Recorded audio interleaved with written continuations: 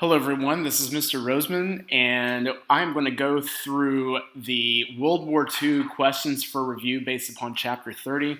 Um, I would like for you to take the time to go through this little presentation that I have and compare that against what you found, what you wrote up on those questions. So I'm going to try to zip through these as best I can, as quickly as I can, while hitting upon some major points that I wanted you to make sure you had. So first one, number one, was World War II inevitable? So in other words, was it fated? Was it destiny that it was going to happen? Why or why not? And really, this is completely up to you as long as you had defended it well. In my view, based upon the major events going back to World War I and the immediate responses to World War I, it was probably inevitable, although there may have been some things that could have happened to slow it down from occurring. But if you look back at the Treaty of Versailles, that certainly set up that aggressive attitude that Germany had towards the Allied powers in terms of how they've been stripped of power and humiliated because of the First World War. To make matters worse, not only was Germany faced with economic problems due to ineffective government responses to the reparations they had to pay back to Britain and France, but whenever the Great Depression hit, we know that was a global crisis, and that opened the door for stronger radical support for leaders, including those that are fascist in Germany and Italy and Japan, to try to build up stronger nationalist attitudes that turn to aggressive actions. The fact that many of those nations had weak democracies that easily turned to military dictatorships, that certainly set the world on a crash course to a Second World War as well. With all of that aggressive activity, though, because of those immediate feelings of the Allied powers, the major ones right after World War I, due to with their reluctance to go to war and intervene in other nations, like we saw with the United States, and the weakness of the League of Nations to halt the aggressive activities by Hitler and Mussolini and the Japanese imperial government. All those things definitely contributed to perhaps the inevitability of World War II happening. Now, if you look at number two, comparing the strategies and tactics of World War I to World War II, I want to run through some similarities first. For one, we see a return of some of the same weapons from World War I, but vastly improved in their efficiency in terms of destruction. For example, the machine gun, the airplane, and tanks. So we see in part greater human destruction from improved weaponry here in World War II from the First World War. There was also a return to women in the industrial workplace. They're on the home front due to the total war nature of both wars. And we also saw how this war that begins as a European war, if we take out the case of Japan, which probably shouldn't do, considering that's a major aspect of World War II as well. But if we look at the European war, it becomes a global war because, once again, that conflict spreads to other continents as a result of the colonial imperial holdings of major European nations. So once again, there's a reliance on colonies for raw materials to fuel that total war effort and the use of colonial peoples as laborers and soldiers. We saw genocide in both. If you look at World War I, there was the case of the Armenian genocide by the Ottoman Empire, and certainly in World War II, genocide in the case of the Holocaust that actually began before World War II and intensifies to the point of the final solution in the mid to later years of World War II. There was also in both world wars mobilization of civilian support for the war through speeches, art, the media, and outright conscription that relied on a sense of intense nationalism to bring those nations together. And for those that did not give support to the war effort, governments outright persecuted those people, tried to limit their freedoms of expression, because in the government's views, whether both Allied or Axis powers, there was no room for dissent. Now, if we look at differences, the rhetoric, the governmental rhetoric that was used to motivate people in World War II was far greater than in World War I in terms of what we see with propaganda, especially as media reach began to, was much larger in World War II. If you look at radio, for example, and movies. There was also in World War II a higher level of callousness towards non-combatants. So civilians were targeted on a much, much, much larger scale in World War II. One way we see that is through the aerial bombing campaigns of civilian targets. And that was both by the Axis powers and Allied powers. Whereas in World War I on the Western Front, we see extensive trench warfare and very limited movement of soldiers over the length of most of the war. Here in World War II, we see a greater amount of rapid movement, very little stalemate, and rather than single large armies engaged in war, a lot of much smaller units in combat. We see this, for example, early in the war through Blitzkrieg. Lightning war, rapid movement of the German forces. There are also new weapons that were introduced, new technologies introduced in World War II that did not appear earlier in World War I. For example, radar and sonar were developed in World War II to combat and provide defense against air raids and underwater attacks by submarines. Long-distance rockets, jet propulsion, that was engineered first by the Nazis. And we saw, Britain, for example, was the target of what were known as the V2 rocket attacks. More on that a little later when we get into the Cold War. And one of the key developments technologically that has also long-term impacts on global development was the result of research funded and fueled by the U.S. government, what was known as the Manhattan Project. And if you're not familiar with that, that was the top secret development of atomic weapons by the United States to be used against the Axis powers. And we know that was eventually unleashed by the U.S. military on Japan in the cases of Hiroshima and Nagasaki in 1945, bringing a swift end to the war in Asia against Japan. So with the introduction of the atomic bomb, we begin the atomic age, which is both amazing and frightening at the same time. So some major similarities and differences between World War I and World War II. Let's look at number 3. Compare the Germans' policy towards Jews and the Japanese policy towards the Chinese during the 1930s and 1945. Let's look at similarities first. So again, both the Germans towards the Jews and their feelings of anti-Semitism and the Japanese policy towards the Chinese, they just displayed this absolute callousness or unsympathetic feelings, attitudes towards their subjugated societies. So as both carried out their empire building, they had very little room or no room whatsoever for accepting those populations, except in a subjugated manner. In order to explain away and support these attacks on non-citizen populations, when it comes to the German attacks on Jews and Japanese attacks on Chinese, both emphasize that subhuman nature of enemies.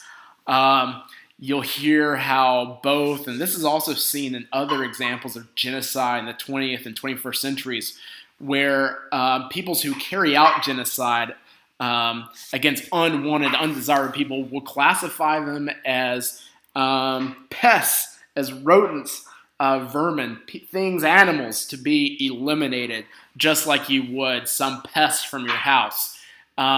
So by taking away a group's sense of humanity, you take away any feelings. You make it much easier to attack those people, and by doing this thing in which you no longer personify them as people. Instead, you classify them as animals, subhumans, to be eradicated. Furthermore, both the Germans and Japanese justified their elimination of those populations by means of scientific-based theories on race, namely social Darwinism.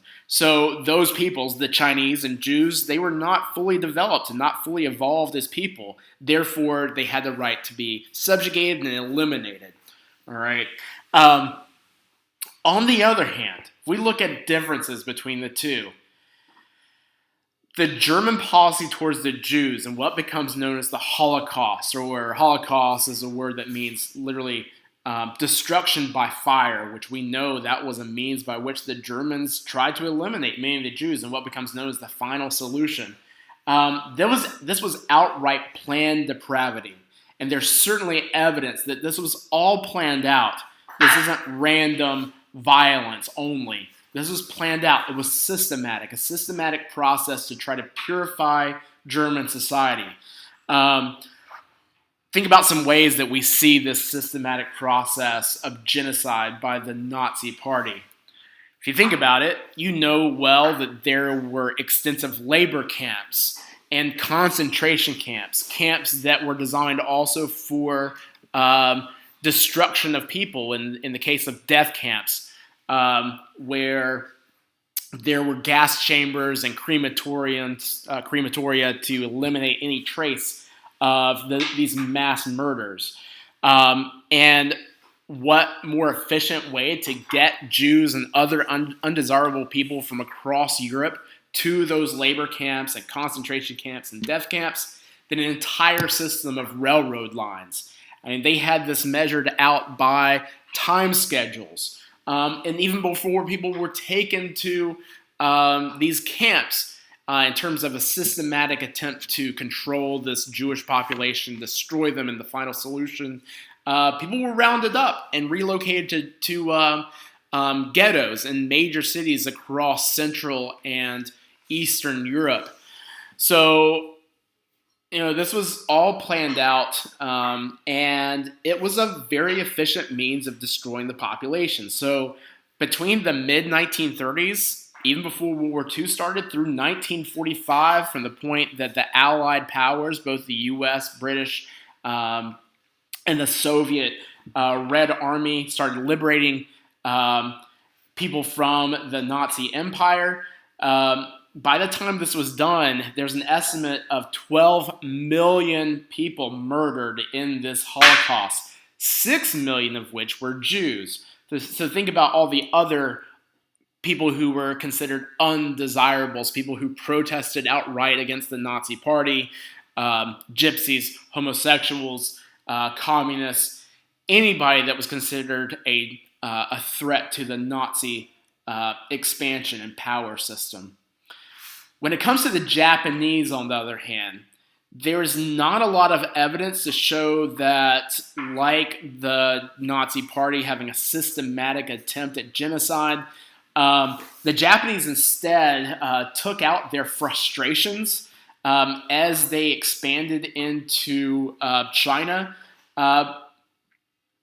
They took out their frustrations on retreating combatants and innocent civilians. We don't see labor camps, concentration camps. Instead, there were these bursts of attacks by the Imperial Japanese Army on Chinese civilians, who they labeled as unadvanced compared to the Japanese, who were much more advanced and superior as people in the world. One way we see this, and one example of this historically, is that rape of Nanking in 1937, where 300,000 or so were murdered and raped over a 5 to 6 week period between late 1937 and early 1938. Um, Nonetheless, both showed absolute callousness towards those populations who they saw as lesser than them. All right, let's take a look at number 4. What factors allowed the Germans and Japanese to be so successful in the early years of World War II? Really came down to a couple of major factors. For one, the Western and Soviet powers at the start of the war, they were reluctant to rearm, even before World War II is taking place. They're reluctant to rearm or even react to the aggression by Japan and Germany because of that pacifistic and isolationist viewpoint that had lasted from the conclusion of World War I. So whereas Germany and Italy and Japan were building up their military strength before World War II even broke out, we were hesitant to do so. And that allowed for these fascist totalitarian states to make their very quick, rapid expansions into fully unprepared or nations that were fully unprepared for war and fighting back effectively, as shown by German blitzkrieg.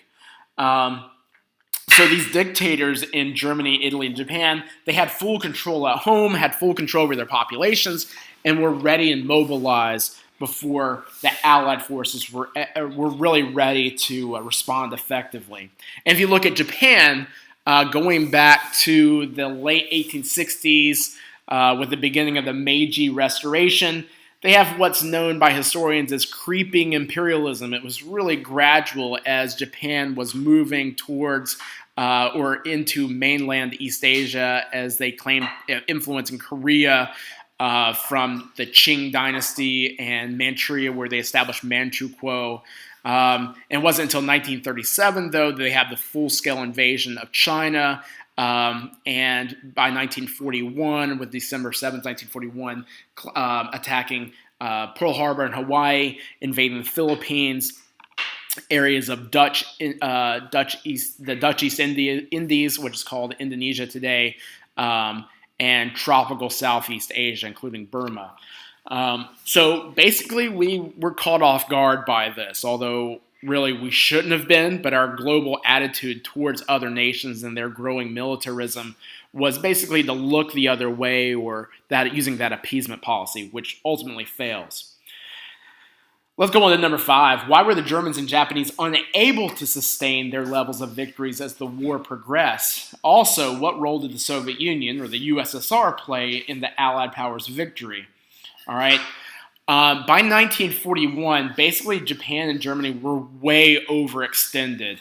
They were experiencing battle fatigue, and their forces were just spread way too thin to be able to maintain their empires. And recall, that is a common reason for the collapse of major empires that we've examined in the past. Way too large, can't sustain their effective administrative control.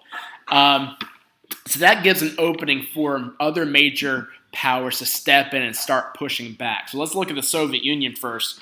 In 1940, Germany broke their promise of not ever invading the Soviet Union. Remember, that was a promise that Hitler had made to Stalin just before he'd invaded Poland. But in seeking oil supplies, oil reserves, and deeper in Soviet Union, their closest access point to oil supplies, that's something that brings the Soviet Union into the side of the Allied powers. But as the Nazis invade, they use blitzkrieg there and quickly overrun a lot of Western Soviet Union. We know, just like as the case was for Napoleon when he attempted to invade Russia in the early 1800s, the Soviet Union is big. The steppe is big. It's a natural break for those advancing powers coming from the West. So that added to this this contributed also to the Soviet Union, the Red Army's use of what are known as scorched earth tactics So as the Soviet Union starts to push back using their Red Army, they destroy everything as they go. That means that there's little left for the Nazis to use to maintain their momentum in invading the Soviet Union. And also, just like Napoleon faced a harsh winter, by 1941, the Nazis are undersupplied for the Russian winter. And because of low morale and a hard push back by the Soviet Union's Red Army under the leadership of Stalin, the USSR starts pushing the Germans back from the east. All right. Now, on December 7th, 1941, that ends our isolationist policy, and we come in on the side of the Allied powers, including this great nation that we strongly fear, the Soviet Union, because they're dirty commies, but because we share a common enemy, the Nazi Empire, as well as the Japanese Empire, but we're going to deal right now with the Nazi Empire. We're allied to them. So whenever we join the war, we offer a huge momentum boost to the Allied powers. We've got an industrial economy, all right, that's untouched by the war because there are no direct attacks on the U.S. mainland, considering our geographic location, all right? So we're able to churn out lots of industrial goods for the war effort, not just for ourselves, but the other Allied powers. Britain, France, the Netherlands, the Soviet Union.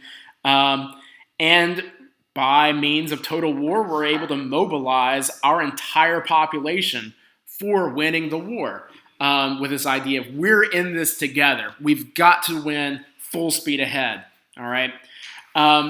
So think about this. I'm going to go to a map here I want you to take a closer look at, all right?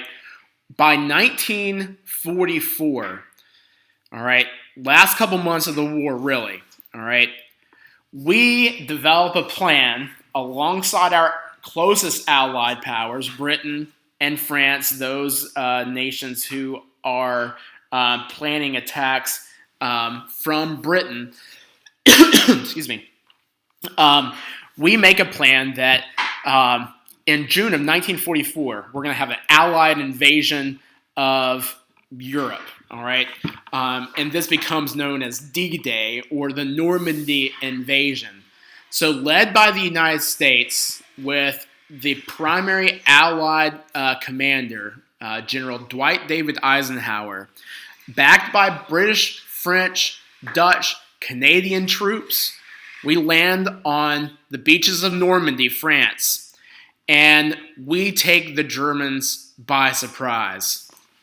At the same time, the Soviet Union, with their Red Army, have the strategy of pushing back against the Nazis from the east. All right? So the major power here, the United States, and the other major power, the Soviet Union, pretty much acting alone from the other direction, we take this measure of starting to squeeze the Nazi Empire from both sides. All right? With the idea that we're going to meet in the middle. We'll meet where the Nazis are and fight them to the very last man if need be. All right? So follow this with me, because this will be the setup for the next phase in global history in a lot of ways. All right? So the United States leading our way. All right? Soviet Union coming from the other direction. We start moving in. All right? And liberating these nations that had been for several years now occupied by the Nazi German Empire, all right? And so by May of 1945, these two groups of allied powers, led by the United States and led by the Soviet Union, we meet here.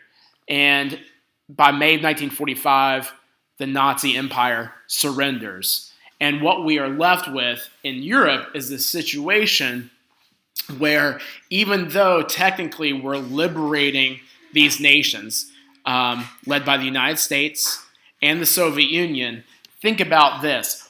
What might the Soviet Union be thinking they can do by making an argument that they're liberating Eastern Europe from the Nazis? Why do this? Well, besides the fact that it's securing their nation against the Nazis, Stalin is thinking liberation, that also means spreading communism, spreading the Soviet Union's influence. So yeah, the Nazis might be kicked out of Poland and Romania and Hungary and Czechoslovakia and Eastern Germany, but wherever the Red Army goes, wherever the Soviet Union goes, communism goes with it.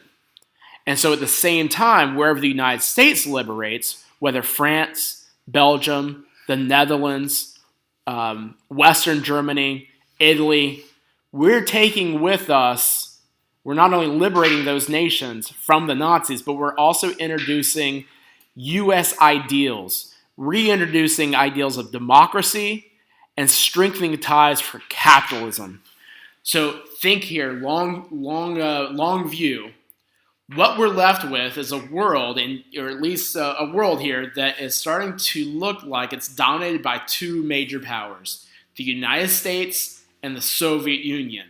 All right, so that brings us to number 6, last one. What were some of the major immediate impacts of World War II that developed between the years of 1945 and 1947? All right, for one, and since I was already showing you this map of expansion squeezing the German Empire, the Nazi German Empire, by the U.S. and its allies, along with the Soviet Union, this is a direct setup for what's known as the Cold War. So as soon as World War II was done in Europe, almost immediately, this is going to turn into a new global showdown known as the Cold War that lasts from 1945 to 1991. All right, so take a look at this map. Basically, Europe, and we'll also talk about this later, how the rest of the world as well, in a lot of ways, is going to be divided up between the influence of these two major powers, not just powers, but superpowers, the United States and the Soviet Union.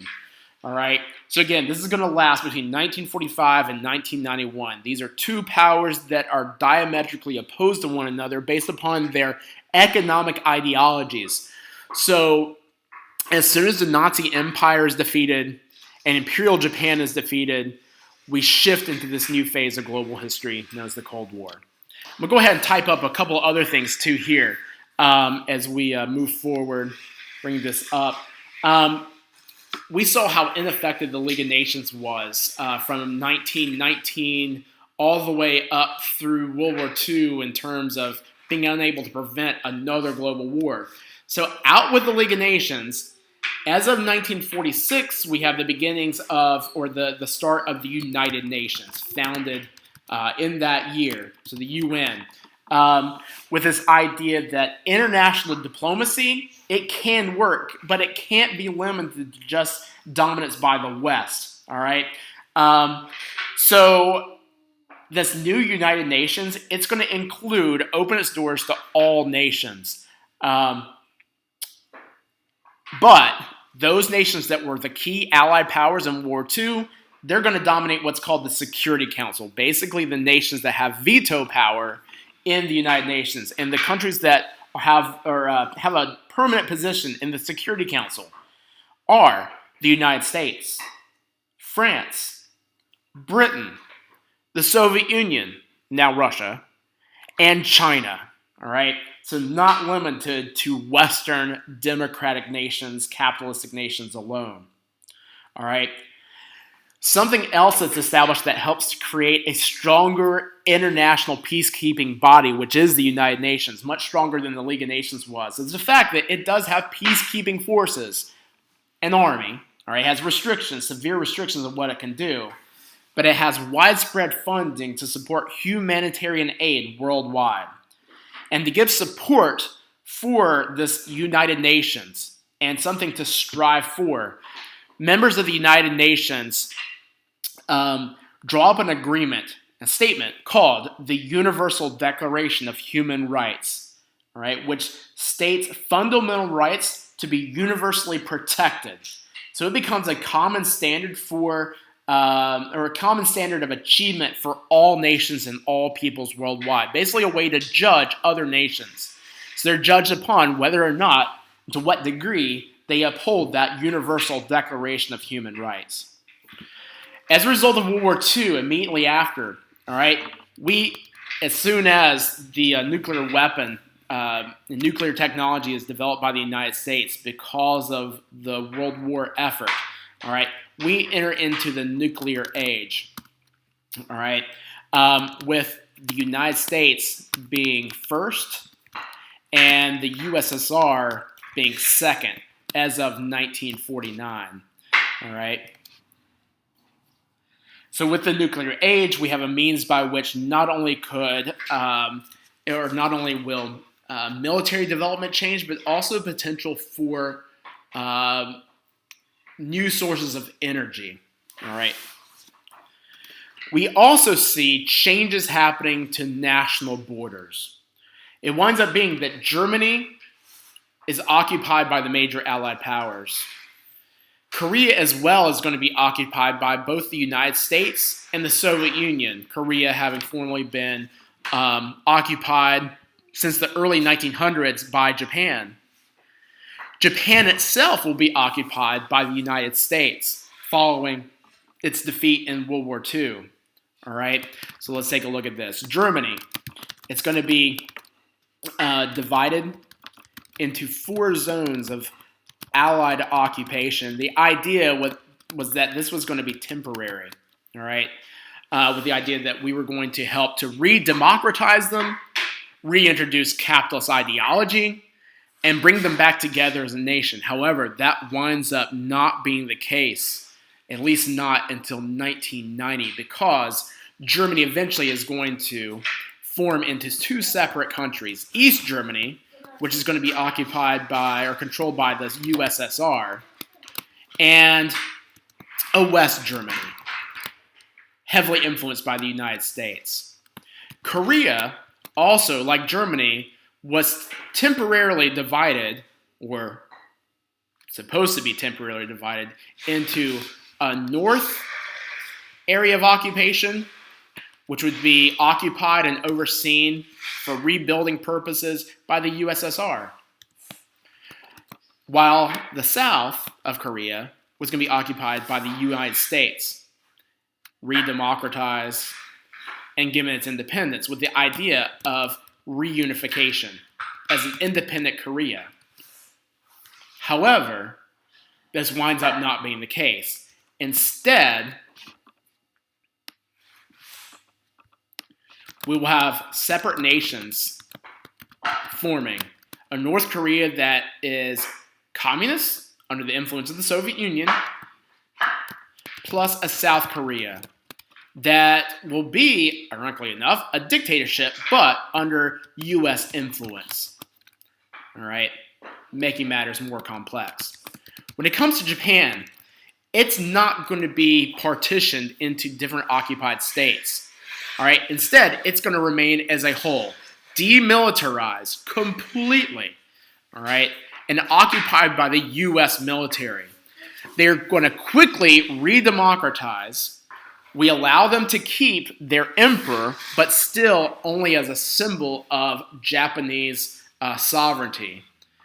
And quickly, Japan is going to be rebuilt with U.S. aid. Introduced to Japan is a new constitution that looks very much like the United States Constitution. But built into their constitution, Japan is not allowed to have a military. Instead, we provide military protection directly to Japan. That includes the creation of several military bases in Japan to protect it against foreign threats. And we wanted Japan on our side directly in part because of fears of growing influence by the Soviet Union. All right. So eventually Japan is freed once again. The U.S. military occupation leaves in the early 1950s. But this is one major reason why Japan is a strong ally of the United States, despite its previous animosity that goes back to World War II. In terms of China, all right, remember what was happening just before World War II. They were in a civil war. The Kuomintang, or the Nationalist Party that was pro-republic, versus the CCP, or Chinese Communist Party, led by Mao Zedong. As soon as the Japanese were defeated, primarily not by U.S. support, but through the success of Mao Zedong's guerrilla warfare strategy of the People's Liberation Army, China is going to return to a state of civil war. That CCP versus the Kuomintang. And by 1949, however, Mao wins, and you have the establishment of the People's Republic of China, whereas the Kuomintang loses, and they run off to Taiwan and establish the Republic of China, where they remain still today. For all those former Asian colonies that were formerly under the West control, whenever the Japanese overran them, for example, French Indochina, Burma, Indonesia, the Dutch East Indies, those were returned to European control. So what that establishes is a stronger sense of mass nationalism. So mass nationalist movements rise once again.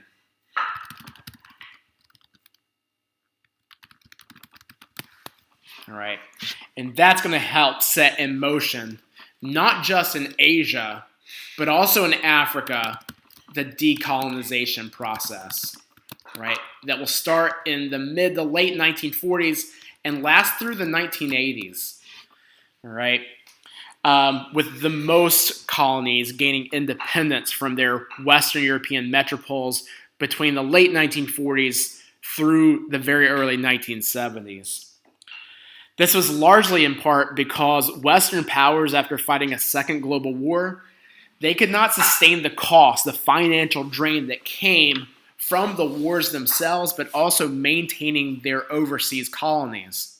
They also lacked the moral ground in which they could make an argument saying that they had a right and superiority over colonial peoples, having just been on the receiving end of the Nazi Empire themselves. They felt what it was like to be an imperialized nation, rather than being merely the imperializer. So because of mass nationalist movements, limited financial resources to maintain their empires, and also the growing pressure by the United States and the Soviet Union as they struggled worldwide to gain global power, they put pressure on Western nations to allow those colonies their freedom. But that also opened the door for the United States and the Soviet Union to start to interfere and meddle in the affairs of these brand new nations in Africa and Asia. So lots of new things happening here in the post-World War world. And the last thing I want to leave you with, almost overlooked, was the fact that once the Holocaust was over, sympathy from the West and also from the Soviet Union grows for the Zionist movement. And that's going to help prompt and support further migrations of Zionists to move from Europe into Palestine in hopes of establishing a nation where they will feel secure, the Jews will feel secure under their own nation, their own sovereign nation of Israel. But that will also help prompt conflict with the Arab Palestinian population that sees these Jewish Zionists as outsiders, as a colonial power themselves. So the world just got more real as a result of World War II. All right. And with that, that sets us up for examining this process of decolonization and the Cold War and what our world looks like in the face of dozens of new nations forming.